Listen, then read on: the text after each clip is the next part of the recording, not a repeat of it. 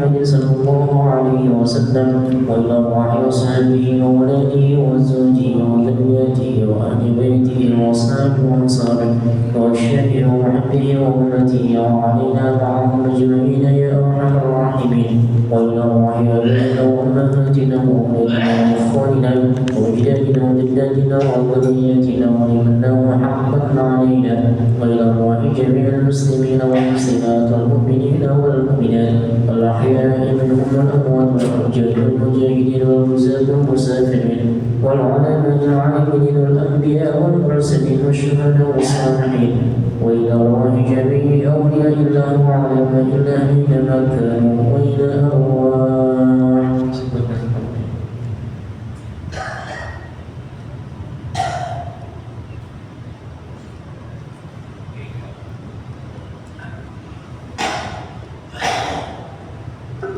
وإلى جميع أهل القبور من أهلنا وإلى المؤلفات الكتاب على مشاهد المسجد بن عبد العزيز سلمان بابك وإلى رحمة النبي صلى الله عليه وسلم الفاتحة.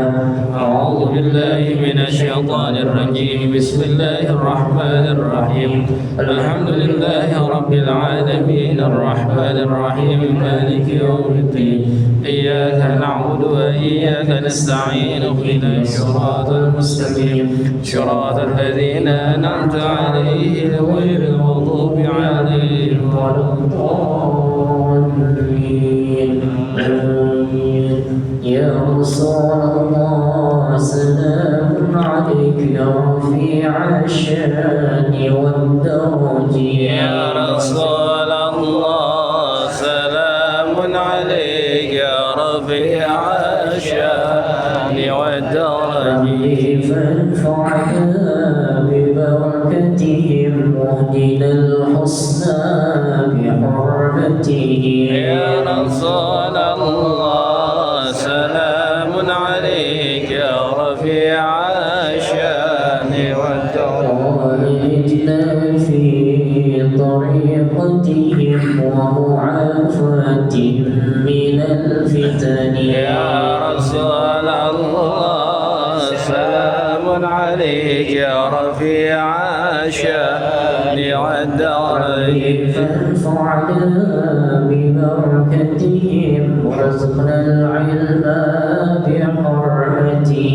يا رسول الله سلام عليك يا رفيع الشان والدرج. واستقمنا في طريقتهم وسلاماتهم من المحن. يا رسول الله سلام عليك يا رفيع الشان والدرج. المصطفى بلغ مقاصدنا واغفر لنا ما مضى يا واسع الكرم. يا ربي بالمصطفى بلغ مقاصدنا واغفر لنا ما مضى يا واسع الكرم. محمد سيد الكونين والثقلين والفريقين من عرب ومن عجم. يا ربي بالمصطفى بلغ مقاصدنا واغفر لنا ما مضى يا واسع الكرم. هو الحبيب الذي ترجى شفاعته لكل حول من الأحوال مقتحم. يا ربي بالمصطفى بلغ مقاصدنا واغفر لنا ما مضى يا واسع الكرم. قال المؤلف رحمه الله تعالى وأدبنا العظيم ببركاته وعظمه وبه وبنا وبكم في الدارين آمين. حدث وقت Bismillahirrahmanirrahim. Allahumma salli wa sallim ala sayyidina Muhammad wa ala ali sayyidina Muhammad afdhalus salati wa taslim daiman abada. Allahumma salli wa sallim ala sayyidina Muhammad wa ala ali sayyidina Muhammad afdhalus salati wa taslim Allahumma salli wa sallim ala sayyidina Muhammad wa ala ali sayyidina Muhammad afdhalus salati wa taslim Al-Fatihah. A'udzu billahi minasyaitonir rajim. Bismillahirrahmanirrahim. Alhamdulillahi rabbil alamin.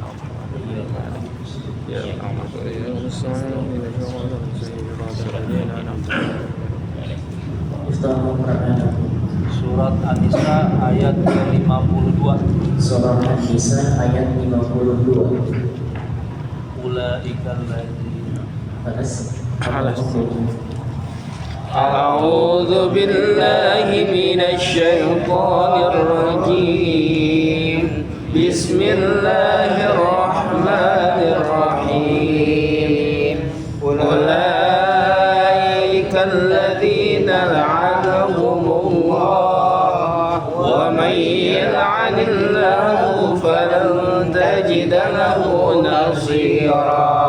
Am lahum nasibun minal mulki fa idzan la yu'tuna an-nasa nakira.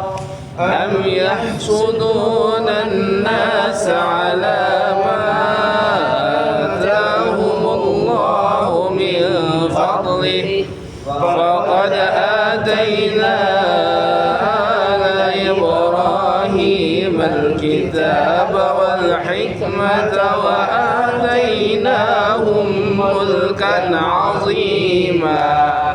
Wa minhum man amana bihi wa minhum man sadda 'anhu wa kafa bi jahannam sa'ira. Innal ladzina kafaru bi ayatina sawfa nuslihim nara kullama nadijat juluduhum baddalnahum juludan ghayraha liyadhuqul 'adab. Inna Allaha kana 'azizan hakima. Walladzina amanu wa 'amilus salihati sanudkhiluhum jannatin tajri min tahtihal anhar khalidina fiha abada.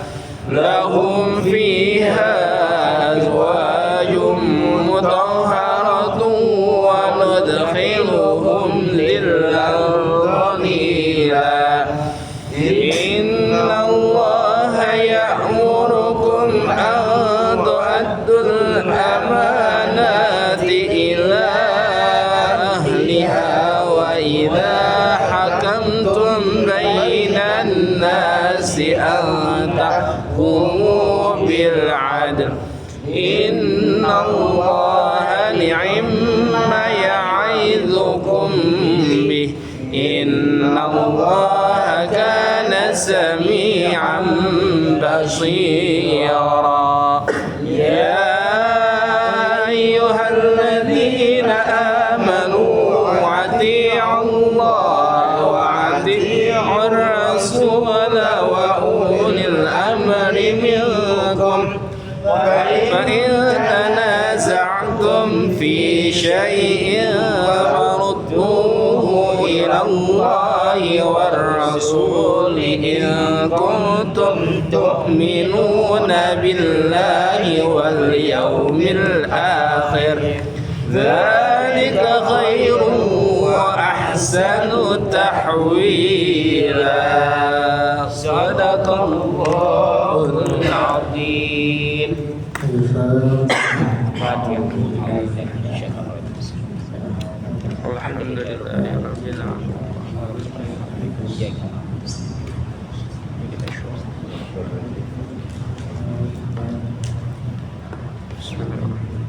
Alhamdulillah. الذي من عبده تكون الصالحات والصلاة والسلام على سيد السادة وعلى آله وصحبه وتابعيه إلى يوم القيامة. اللهم صل وسلم على سيدنا محمد اللهم صل وعلى وسلم. آل سيدنا محمد. Hadirin rahimakumullah. Malam ini kita lanjutkan pembahasan kita halaman 16 bab tentang siwak hasil. Siwak. Bab lanjutan tentang siwak. Sehingga berbicara kalimat-kalimatnya karena sudah dibaca guru yang lalu. Hadirin rahimakumullah. Fathul Ma'in ketika membahas sunnah-sunnah wudu, maka setelah faghslul khuffaini, setelah mencuci tangan, membasuh telapak tangan, maka sunnah yang selanjutnya adalah siwak. Sehingga Fathul Ma'in ini mengikuti gurunya Ibnu Hajar Al-Haytami, yang dimana bersiwak itu dilakukan sebelum umur. Kalaupun ada orang yang melakukan siwak, yang bersiwak sebelum membasuh kedua telapak tangannya, maka itu juga benar mengikuti Imam Romli daripada mazhab Imam Syafi'i. Sebab pada prinsipnya mau dia duluan atau di tengah-tengah nanti, itu perbedaannya hanya niat atau enggaknya aja. Jadi bebas pilih yang mana aja. Kalau misalkan mengikuti Ibnu Hajar begini, mengikuti Imam Rafi begini, sehingga pengertian siwak secara bahasa artinya dalam itu menggosok-gosok. Sedangkan secara istilah, siwak itu adalah isti'malul 'ud aw nahwihi fil asnani wa ma hawlaha. Menggunakan kayu ataupun sikat gigi bahasa Arab, digunakan di gigi kita dan juga sekitarannya. Tapi di dalam mazhab Imam Syafi'i menggunakan siwak ini hukumnya sunnah. Tapi di dalam mazhab Imam Ahmad bin Hanbal pakai siwak itu hukumnya wajib. Makanya coba lihat Imam Haram ketika imamnya pasti siwak dulu. Sebab menurut mazhab Imam Ahmad bin Hanbal siwak ini hukumnya wajib. Dan banyak manfaat daripada siwak itu. Pertama, menguatkan hafalan, ingatan. Kalau kita mau kuat hafalannya, dulu ketika saya mau menghafal Quran itu pasti saya bersiwak. Ada pesan dari guru, jangan engkau menghafal atau membaca Quran kecuali bersiwak dulu. Begitu. Itu salah satu faedahnya. Terus yang kedua, orang yang sering siwakan itu gak gampang pikir, gak gampang lupa. Sebab siwak juga fungsinya, manfaatnya mencerdaskan. Bahkan di dalam kitab Fathul Ma'in ini dijelaskan di pertemuan sebelumnya, itu ketika ada orang sakit kemudian disuruh siwak, itu gampang sembuhnya. Atau ketika ada orang sakaratul maut kemudian dia disiwaki, ketika orang sakaratul maut kemudian disiwaki, itu gampang keluar rohnya, disiwak. Nah, siwak ini bebas alatnya. Yang penting prinsip dari siwak ini adalah membersihkan kotoran yang ada di gigi. Nah, siwak sebenarnya nggak sama dengan gosok gigi, tapi gosok gigi itu bagian daripada siwak. Jadi ini namanya kayu siwak nih, kayu Arab bagus. Ini boleh pakai ini, boleh pakai sikat gigi, itu namanya siwak. Boleh pakai kain. Iya. Jadi bebas alatnya apa aja, yang penting giginya bisa bersih.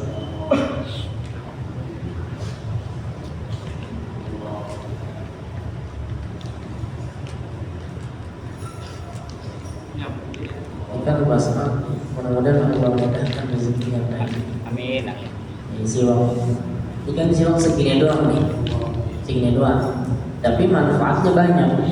Nah, cara bersiwak di dalam kita nih. Cara bersiwak itu dari kanan atas, punya siwak. Udah, praktekin aja udah. Udah semua. Ngapain dulu? Ini senjata yang harus kita bawa di tiap hari harusnya.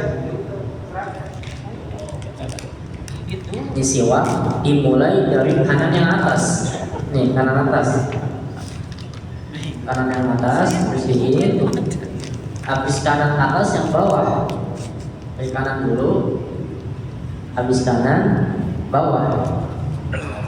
Kanan atas, kanan bawah. Habis itu kiri yang atas. Dari atas. Habis kiri atas, kiri bawah. Kanan atas, kanan bawah. Kiri atas, kiri bawah, udah depan. Kalau udah begitu bebas, Pak, bebas. Dalamnya juga sekalian kalau itu sunnah sih. Siwak. Gitu. Kayak sikat gigi. Sikat gigi sama. Sunnah. Dan sunnah juga lidah itu dibersihin. Cuma dibersihinnya memanjang. Kalau misalkan siwak melebar, sini kan lebar. Tapi kalau lidah memanjang dia. Nah, sunnah juga. Tidak. Dia bersih. Itu berlaku untuk perempuan tidak? Ya. Berlaku untuk perempuan tidak? Sama, perempuan juga sama. Sunnah siwak di mana aja. Bahkan bebas. Bahkan orang kalau lagi sholat, ini orang mau sholat, kemudian dia lupa siwakan sebelum sholat. Itu sunnah ketika dia di dalam sholat itu menggosokkan di gigi. Contoh,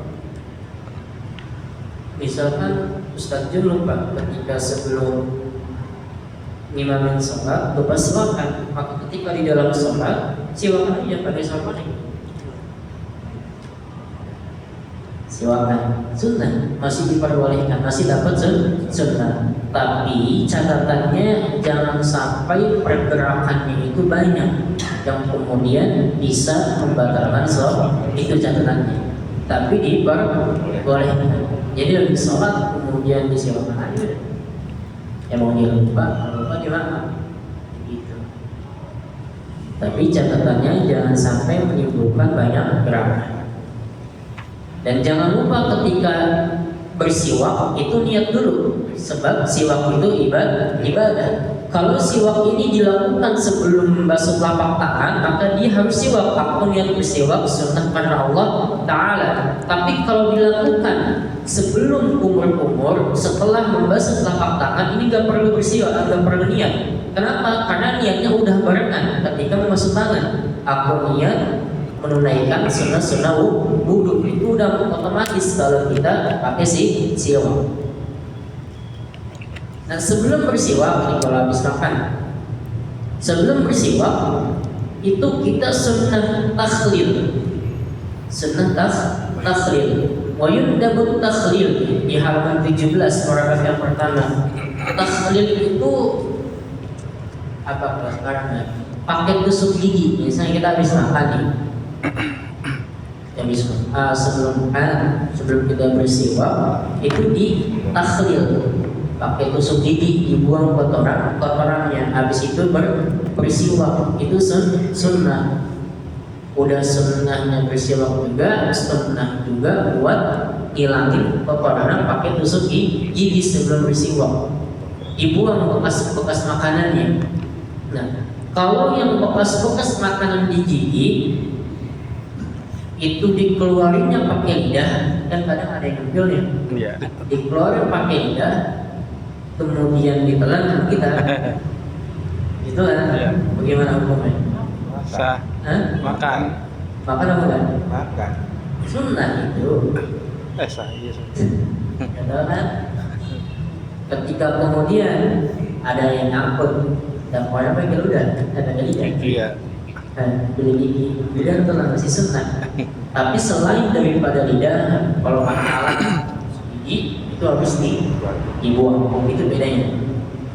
Kalau pakai lidah, kemudian kita telan masih sunnah. Tapi kalau pakai tusuk gigi harus dibuang.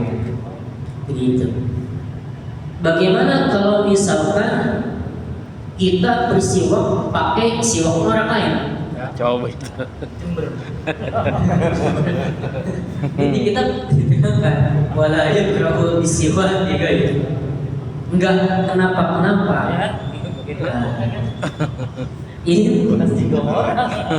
Ini kan yang kita warisan ketiga tuh, warga pertama. Enggak kenapa-napa kalau pakai siwak ke orang, asalkan orang itu mengizinkan dan dia ridho. Tapi catatannya makruh kalau dia lagi puasa. Setelah zuhur udah makruh siwak. Duha masih boleh. Jadi walhasil kesimpulan daripada siwak itu ada 4 hukum. Yang pertama wajib. Kapan wajib? Jika hilangnya suatu najis itu membutuhkan siwak ini. Kalau menghilangkan najis itu bisa cuma pakai siwak, maka bersiwak itu hukumnya wajib. Yang kedua hukumnya sunnah. Kapan sunnah? Nah, itu kayak dijelaskan sebelumnya tadi. Mau baca Quran, ini kitab nih, mau baca Quran, kemudian mau masuk masjid, mau masuk rumah, mau tidur, mau makan, setelah makan ngapain aja bersiwak itu hukumnya sunnah. Makruh, kapan makruh? Kalau lagi puasa udah lewat zuhur hukumnya makruh. Dan haram, kapan siwak itu haram? Kalau pakai siwak orang lain tanpa izin, itu hukumnya haram. Sekarang lihat lagi kitabnya, halaman 17, paragraf yang kedua. Famadmatun fa istinsyaqun. Sunnah selanjutnya adalah kumur-kumur dan istinsyaq. Bil ittiba'i wa aqalluhuma isalul ma'i ilal fammi wal anfi. Wa la yushtaratu fi husuli asli sunnati idaratuhu fil fami wa majjahu minhu wa nasruhu minal anfi bal tusannu kal mubalaghati fihima limufdiril lil amri biha wa yusannu jam'uhuma bisalasi hurufin yatanammadu summa yastanshiqu min kulli minha.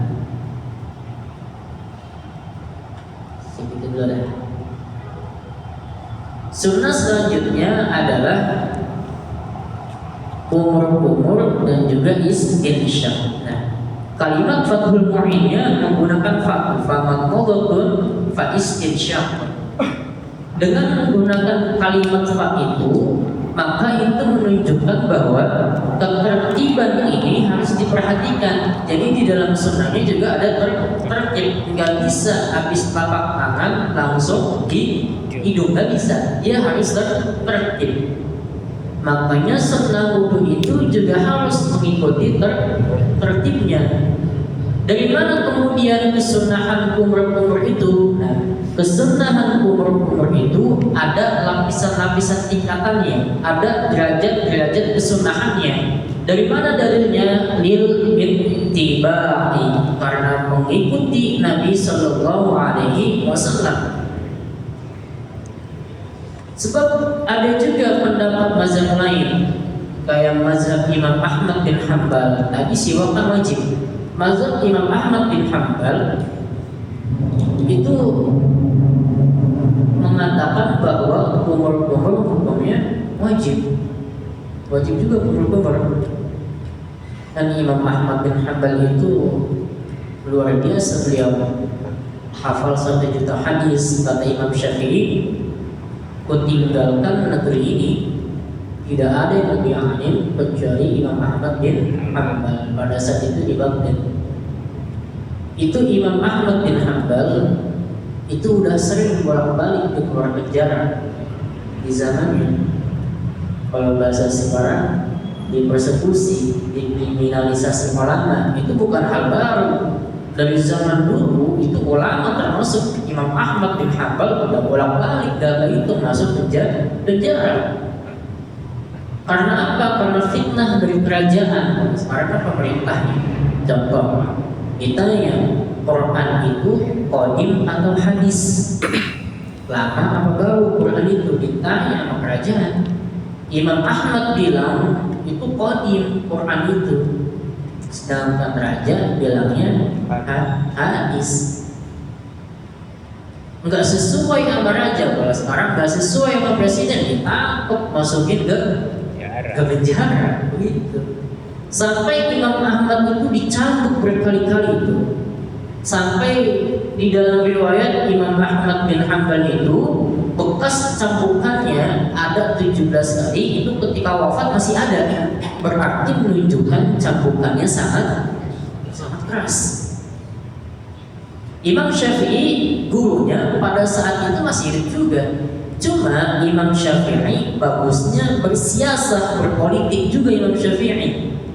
Ketika Imam Syafi'i tanya begitu juga, dijawab Imam Syafi'i, Zabur, Taurat, Injil, Quran, ini semuanya baru. Raja setuju. Wah, saya nanyanya 1, dijawab 4. Maksud raja mungkin Imam Syafi'i menyampaikan bahwa Quran itu sesuatu yang baru, padahal tidak. Maksud Imam Syafi'i nunjuk tangan, nunjuk jari. Ini maksud Imam Syafi'i, telunjuk, jari tengah, jari manis, kelingking, ini sesuatu yang baru. Ini maksud Imam Syafi'i. Itu terkecoh karena cerdasnya Imam. Makanya Imam Syafi'i gak di penjara. Beda sama Imam Ahmad bin Hanbal. Sampai giling-giling raja dengan jawaban Imam Syafi'i, yang ditanya Quran doang disebutin kitab yang lain juga. Padahal raja nggak tahu yang dimaksud Imam Syafi'i itu jari, atau jari aja, maksudnya nunjuk jari. Itu mah baru. Kalau Quran dulu firman Allah Subhanahu wa Ta'ala. Imam Ahmad itu bahkan dilarang ngajar, sampai rumahnya itu dijagain sama intel kerajaan masa sekarang. Itu Imam Ahmad bin Hanbal nggak boleh keluar rumah, nggak boleh ngajar, di rumahnya juga ngajar nggak boleh, saking dilarang sama ada yang jagain. Itu Imam Ahmad bin Hanbal. Ada kisah menarik namanya Ibnu Mikhlad dari Cordoba, Spanyol sekarang. Waktu itu beliau Ibnu Mikhlad itu datang jauh-jauh pengen ngaji sama Imam Ahmad bin, pengen ngaji hadis, sebab Imam Ahmad bin Hanbal hafal 1 juta, pengen ngambil sanad begitu dah. Udah jauh-jauh dari Spanyol datang ke Imam Ahmad bin Hanbal, tapi kemudian pada saat datang jalan kaki, pada saat datang nggak boleh ngaji. Gimana coba mau pulang lagi? Jauh, jalan kaki. Dari sini kemana dah? Dari sini ke Semarang tuh jalan kaki tuh capek udah. Lumayan. Gimana dari Spanyol ke tempatnya Imam Ahmad bin Hanbal ke Baghdad? Jauh. Tapi karena saking cerdasnya Ibnu Mikhlad, itu dia saking pengen ngajinya, nyamar jadi pengemis. Kata Imam Ibnu Mikhlad, wahai Imam, begini aja kan, saya sekarang mau nyamar jadi pengemis, saya mau mangkok. Ketika nanti saya mau mangkok, tolong kasih saya kertas isinya hadis. Begitu dikasih kertas isinya hadis. Yang jagain rumah Imam Ahmad bin Hanbal, pengawal kerajaan, intelnya begitu, ngiranya itu duit, padahal hadis. Setiap hari itu dia datang bolak-balik Mikhlad ke rumahnya Imam Ahmad bin, dikasih hadis. Pernah tulisin. Lama-lama dia jadi hafal. Kita jauh apa kagak ke masjid? Kita rumah kita jauh apa kagak? Dekat. Ada yang jaga nggak ke masjid? Agak ada. Pengajian di sini, ya Pak. Rasanya susah banget. Bagaimana kita mau punya keturunan yang saleh, yang alim, yang cerdas? Kalau bapaknya aja kagak demen apa ngaji, kagak demen apa begitu. Cerita Imam Ahmad mengatakan bahwa kumur itu wajib. Kenapa? Sebab Rasulullah itu nggak pernah ninggalin kumur ketika beliau itu wudu. Nah itu oleh Imam Ahmad bin Hanbal bahwa kalau Nabi tinggalin sama Nabi itu berarti menunjukkan wajib. Begitu cara berpikirnya. Tapi Imam Syafi'i mengatakan sunnah karena di Qur'annya dibatasi fagsilu wujuhakum wa aydiyakum ilal marafiq wamsahu bi ru'usikum wa arjulakum ilal ka'bah. Di bab 4 enggak ada kumur-kumur di Al-Maidahnya. Sehingga Imam Syafi'i mengatakan bahwa hukumnya sunnah, tapi sunnahnya tingkatannya muakkad. Sunnah yang sangat dianjurkan. Sehingga dalam mazhab Imam Syafi'i kalau kita tinggalin kumur-kumur hukumnya makruh. Tidak sampai haram tapi makruh. Maka dalam kaidah di mazhab kita al-khuruj minal khilafi mustahabun. Keluar dari perselisihan itu sunnah. Keluar daripada Imam Ahmad yang mengatakan wajib, kemudian kita tidak mengikuti wajib, hukumnya sunnah. Begitu kaidahnya. Nah dalam kumur-kumur ada dua. Ada batas minimalnya, ada juga ada maksimalnya.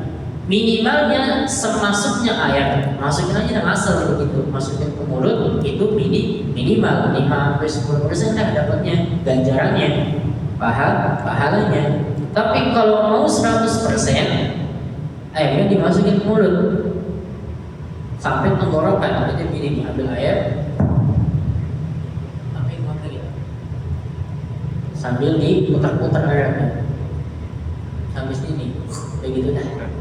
Itu sunnah yang paling tinggi 100%. Dalam hadis Nabi, "Iza tawaddahta faballigh fil madmadati ma lam takun sha'iman." Kalau kumur-kumur kata Nabi maksimalin sampai tenggorokan, kecuali jika Anda sedang berpuasa, begitu kata Nabi. Jadi sampai tenggorokan bukan? Dikit itu ganjarannya. Begitu. Jadi sampai tenggorokan. Kedua istinsyaq hidung. Hidung juga wajib dalam mazhab Imam Ahmad bin Hanbal. Banyaklah wajibnya kalau ngikutin dia. Sunnah ketika istinsyaq itu sampai mubalaghah di kitab kal mubalaghah. Maksudnya hidung sampai sini. Mubalaghah istinsyaq. Bagian tengah-tengah mata dah di sini. Jadi dihidup itu sudah sampai sini. Ini namanya mubalah, tulang api namanya kawan. Ya itu sampai tulang situ dah. Dan sunnah setelah itu dibuang, jangan dibuang. Jadi habis disedot dibuang lagi. Nah, sunnah paling tingginya antara wa yusannu jam'uhuma bi salasi ghurfi. Dan sunnah yang paling tinggi adalah menggabung keduanya antara kumur-kumur dan istinsyaq. Digabung. Ambil ayat, kumur-kumur sampai tenggorokan, kan bisa dikit nih. Habis itu langsung masukin ke hidung. Langsung masukin ke.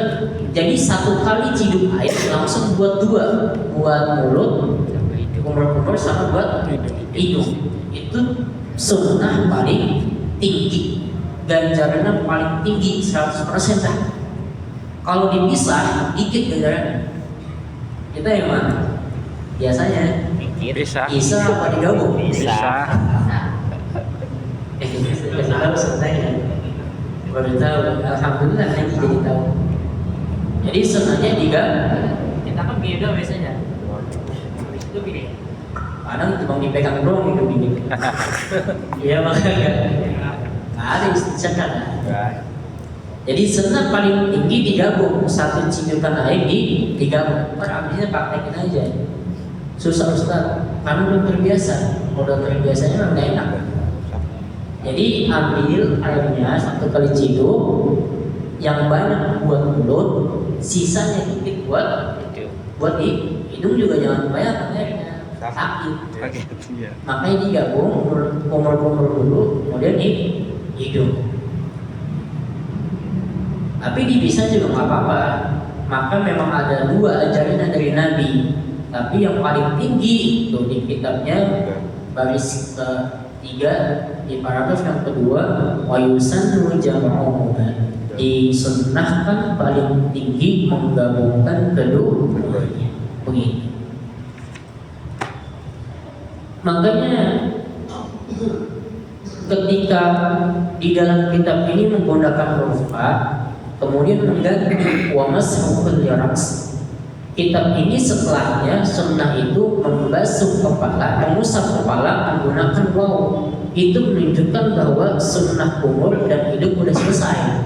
Dan balik lagi ke Al-Quran, wamsahu bi ru'usikum, mengusap kepala, tapi ada sunnahnya juga dalam mengusap kepala. Makanya di depannya menggunakan huruf waw kalau diperhatikan, bukan huruf fa. Nah sunnahnya bukan cuma membasahi atau membasuh doang, tapi mengusap. Kalau lebat rambutnya 2 kali bolak-balik, ini ada cara di sini.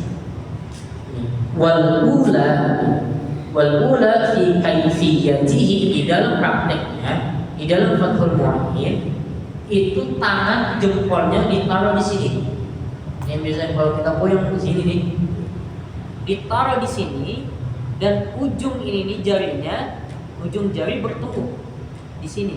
Ketika mengusap kepala, kemudian tarik ke belakang. Ini kalau misalkan rambutnya panjang, ditarik ke belakang. Sunahnya mengusap doang, bukan harus basah semuanya, tidak. Tapi sunahnya mengusap ke belakang dan ditarik. Kalau rambutnya lebat, ditarik 2 kali. Tapi kalau kepalanya bukan, cukup 1 kali. Itu diajari tata caranya di sini di kitab. Di mazhab lain, gurunya Imam Syafi'i beda. Kalau beliau Imam Malik itu harus dibasuh semuanya. Artinya kena air semuanya. Tapi karena perintahnya wamsahu bi ru'usikum, cukup Imam Syafi'i segini doang nih karena udah jadi. Tapi paling cakep upayakan mengusapnya seperempat itu sampai ubun-ubun segini. Jadi kalau kita mengusap kepala di sini ubun-ubun gitu. Itu paling cakepnya. Minimal upayakan segitu aja. Kalau nggak mau semuanya. Sebab dalam mazhab kita kayak Imam Muzani, Imam Baghawi itu mengatakan sampai ubun-ubun. Ketika Imam Syafi'i mengatakan segini juga cukup. Tapi dalam mazhab kita upayakan paling cakep seperempatnya segini nih. Ketika mengusap rambut. Jadi caranya kayak begitu yang disunahkan tadi. Kalau kita rambutnya lebat, bolak-balik. Kalau pakai peci bagaimana? Kalau pecinya nggak dicopot, ini misalkan peci yang modelannya. Ketika kita mengusap kepala kita, itu sunnah pecinya dikenain. Sunnah pecinya dikenain. Dia begini nih, misalkan 1, 2, 3, segini doang nih misalkan. Habis itu sunnah diusap begini pecinya di belakang. Sunnah diusap. Emang kalau peci itu kalau rusak apa? Nah ya. Iya. Nyerap. Ini peci juga sunnah. Kita mau tahu, udah. Bahkan sini doang. Begini doang. Kok begini. Sunnah yang upayakan seperempatnya segini nih. Sunnah ketika mengusap. Nah, bagaimana kalau pecinya itu tadi nggak dilepas sama lepas peci, itu sunnah, masih dapat ganjaran yang sama. Sebab Nabi juga melakukan hal itu, cuma Nabi bedanya pakai imamah. Kalau ini kan kolan suah bahasa Arab. Kalau suwa artinya peci. Kalau Nabi pakai lima itu dilipat-lipat. Iya, mudah-mudah. Kalau begini, kalau di belakangnya begitu, itu namanya rida. Ada hadis juga tentang rida keutamaannya. Seperti malaikat pakai sorban begini. Segitu dulu dah, ada pertanyaan. Sebelum saya lanjut, itu juga cukup. Enggak Bang Ustaz, umpama kita lagi foto nih ya, ada orang nanya itu apakah baiknya kita dijawab pertanyaan orang atau kita lagi dulu? Kita jawab aja. Kalau sekiranya itu memang penting banget, tanya jawab. Sebab kalau misalkan dulu tidak harus mualat, artinya kita ada jeda bentar juga, terus kemudian pindah. Misalkan kita lagi bagian muka, kita pindah kemudian bagian selanjutnya di sono, itu nggak jadi masalah. Ketika kemudian di sela-sela yang hanya penting banget begitu, apa aja. Nah, ya apa aja hindari. Semuanya. Ya. Kenapa? Bulan-bulan. Ini bisa sampai tahunan. Ini dipotong aja. Misalkan kantor ini kegedean nih. Misalkan mau ini. Mulu nih. Potong aja setengah segini nih. Potong setengah tanpa ini. Jadi sejak mau sholat, terus bisa mau ngapa-ngapain aja begitu. Pakai sih. Jadi bersamaan dengan handphone yang selalu kita bawa, siwak jangan lupa. Sebab 2 rakaat dengan bersiwak ganjarannya itu nih. Raka'atani bisiwakin afdalu min 70 raka'atan bila siwak. 2 rakaat dengan bersiwak itu lebih baik daripada 70 rakaat apa sih? Siwak. Kita boro-boro 70 rakaat, raweh aja 23, kurang jadi 8, nambah jadi 11, itu juga udah males, apalagi 70. Kalau kita Ahmad bin Hanbal, beliau udah ngomong berapa, tahajudnya 300 rakaat, bukan semalam 2 malam, bukan, terus sampai umur 80, udah lemes badannya, udah tua, tapi dikurangi jadinya, jadi 150 rakaat. Banyak apa dikit? Banyak. Kita tahajud berapa rakaat? 2. Jangan banyak. 2 lagi jarang. Jadi dan mudah-mudahan bermanfaat untuk karena tutup dengan hamdalah dan majelis. Alhamdulillahirabbil alamin. Subhanakallahumma wa bihamdika asyhadu an la ilaha illa anta astaghfiruka wa atubu ilaik. Wallahul muwaffiq ila aqwamit thoriq. Wassalamualaikum warahmatullahi wabarakatuh.